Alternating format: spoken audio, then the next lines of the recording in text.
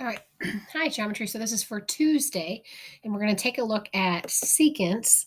And so a tangent was a line that touched a curve at exactly one point, and a secant is a line that's going to touch a curve or a circle at exactly 2 points. So we're going to take a look at some secants. And so we're going to take a look at it matters if they're inside, outside, or on. And so if two secants, so in this diagram, right, AC is a secant. A secant will contain a chord, and BD is a secant. And so if they intersect inside of the circle, the measure of an angle formed is 1/2 the sum of the measures of the intercepted arc. So if you take a look at angle 1 intercepts arc AB and arc DC. So we're going to add arc AB plus arc DC and take half of that, or it's the average of the two arcs. And angle 2 intercepts arc BC and arc AD. So measure of angle 2 would be arc BC plus arc AD divided by 2. So they intersect on the inside. The secants intersect on the inside of the circle. We're going to average the arcs. So in this diagram, it says find the measure of angle VZW. So if you look at this, VZW. And so if we want to find this angle, right, we were going to average 96 plus 62, right? And so you can see 96 plus 62 is 158, and it's the average of that. So half of 158 is 79. So it's saying that this angle right here is 79. It also means this angle is 79. They are vertical angles. Notice these are not central angles. They're not at the center of the circle. And so if these two angles are 79, then that means x would have to be 180 minus 79, or 101 to get, right, because they're a linear pair. And so if these two are 79, these other two would have to be 101. And so this is what we were just talking about, that, right, that we figured out they're 79. So these two, right, are a linear pair. So 180 minus 79 is 101. So if they intersect on the inside, we're going to average the arcs. So this one says find the measure of angle JX, right? So this time we have an arc. So we have the angle this time, and we have one arc, and we need to find the other arc.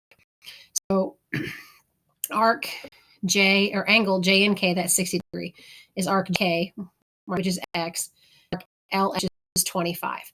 So we have 60 equals 1/2 times the quantity X plus 25. You can distribute the 1/2, but if we multiply both sides by 2, 2 times 1/2 is 1. So that gives us 120 equals X plus 25. So X is 95. So we're saying that this arc is 95. So check this, right? So we're going to add 95 plus 25 together. And then you take half of that. So a way of checking the answer. So these two numbers added together times 1/2 will give us that angle. So if they intersect inside, it's the average. So in this diagram where it says find X, right? X, right? I can't find X directly, but I can find like angle BEC, right? Angle BEC. So to find angle BEC, we're going to add 92 plus 72 is 164.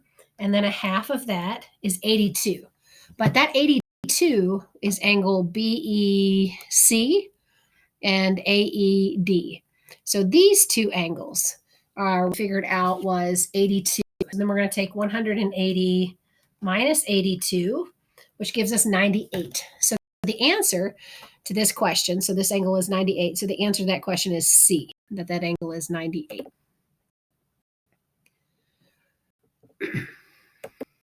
So if they intersect inside, we're average arc. So then take a look at if they intersect on. So if a secant and a tangent intersect at the point of tangency, the measure of each angle formed is 1/2 the measure. So they get treated like inscribed angles. They're not really inscribed angles, but they're on the circle. They're not inscribed because they don't contain chords. So it says that angle 1 is 1/2 of arc AB, and angle 2 is 1/2 of arc BCA or ACB, right? So if it's inside, we average the arcs. If it's on, it gets like an inscribed angle, and it's half of the arc. So if it intersects, so this one says find angle QPS. So QPS. And so QPS, we're going to take half of 250. So if it intersects on the circle, it's half of the arc. So it's 125. In this one, find angle FGI. So FGI, that angle, would be half of 225. So half of 225 is 112 and a half. So the answer to that question is C. Find angle UVW. Find arc. Sorry, find arc. Arc.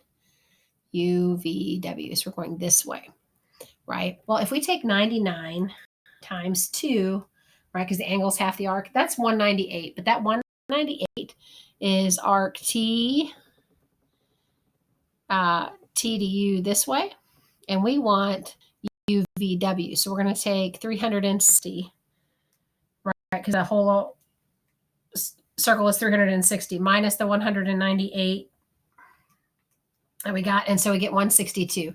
So the answer, so again, 198 is this arc this way, and it asked us for this arc. So we subtracted it from 360, so the answer is 162, and so the answer to that question is C. And then, so far we had inside, it was half of the arc. On, it's half the angle. And now we're going to take a look at outside. So if you secant, a secant and a tangent, or two tangents intersect in the exterior of the circle, so outside, the measure of the angle formed is 1/2 the difference. So we're going to subtract of the measure of the intercepted arc. So this one says, right, so if I look at this, A would be arc DE minus arc BC, and half of that. And this one, we would take arc CD and minus arc BC, and half of that, half the difference. And so this one, right, we would take BDC, this one, the really major arc, minus BC, and it's half of that. So inside, we average. On is half. Outside, it's half the difference. So we'll take a couple of those. So this says find arc BC. So we're going to work backwards a little bit because we know that that angle is 62. So 141 minus arc BC, right? 141 minus arc BC, half of that would equal 62. So again, instead of distributing the 1/2, we're going to multiply both sides by 2. So we get 124 equals 141 minus BC, right? And so if we take 124 minus 141, we get negative 17 is so arc BC is 17. So we're saying that this little arc right here, arc BC, is 17, right? Because if they're negative on both sides, we're going to multiply both sides by 1. So 141 minus 17. Right, so check our answer. That means 141 minus 17 is 124, and half of 124 is 62, right? That on the outside is half. So on this one, it says find the measure of arc XYZ. So X, Y, Z, right? So this really major arc right here. And again, we know that that angle is 40.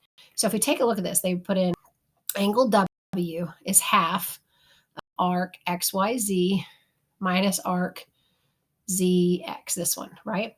So 40 is the angle, is 1/2 of that really major arc minus 40. And again, multiply both sides by 2, so 80 equals this really major arc minus 140. So we're going to take 80 minus 140. And we get negative 60. But negative 60, oh, too far. 220, sorry, we should have added 80 and 140. 80 and 140 together. So in this one, right, so we're looking for arc QS, that little bitty arc right there, right? So we're going to take 135 minus arc QS, and half of that would have to equal 56. So if we multiply both sides by 2, so we're going to take 56 times 2 is 112. So 135 minus our QS equals 112. Right? That was 56 times 2 is where I got 112 from. So we're going to take 135 minus 112, and we get 23. So we're saying that little arc, is 123. So in this one, we're looking for arc FHI, FIH, this one right here. So we would take 1/2 of FIH minus 130 has to equal 50. So we're going to multiply both sides by 2. And so then we'd have arc FIH equal minus 130 equals 100. And then, so we add the 230, add 100 and 130, add 100 plus 130 gets us the 230. So the answer to that question is C. So we're saying that 230 minus 130 is 100, and half of 100 is 50.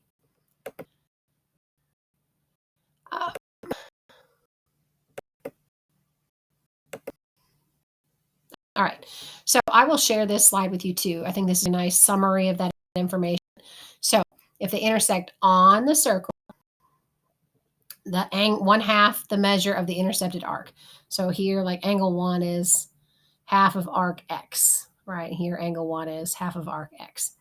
If they intersect on the inside, it's 1/2 the measure of the sum of the intercepted arcs, or the average. So this is saying that angle 1, we would add arc X and arc Y and take half of that. And then outside, it's 1/2 the measure of the difference. Remember, difference means to subtract of the intercepted arc. So angle 1 is arc X minus arc Y, and it's half of that in any of these diagrams. Angle 1, right, is arc X minus arc Y, half of that. And here, right, and because this is two secants, this one's a secant, this one's a tangent, and this is two tangents. They all get solved the same way, but I think this is a really nice summary. So we need to look at, in each of those questions, where does it intersect? And so this is for Tuesday of this week, 28th.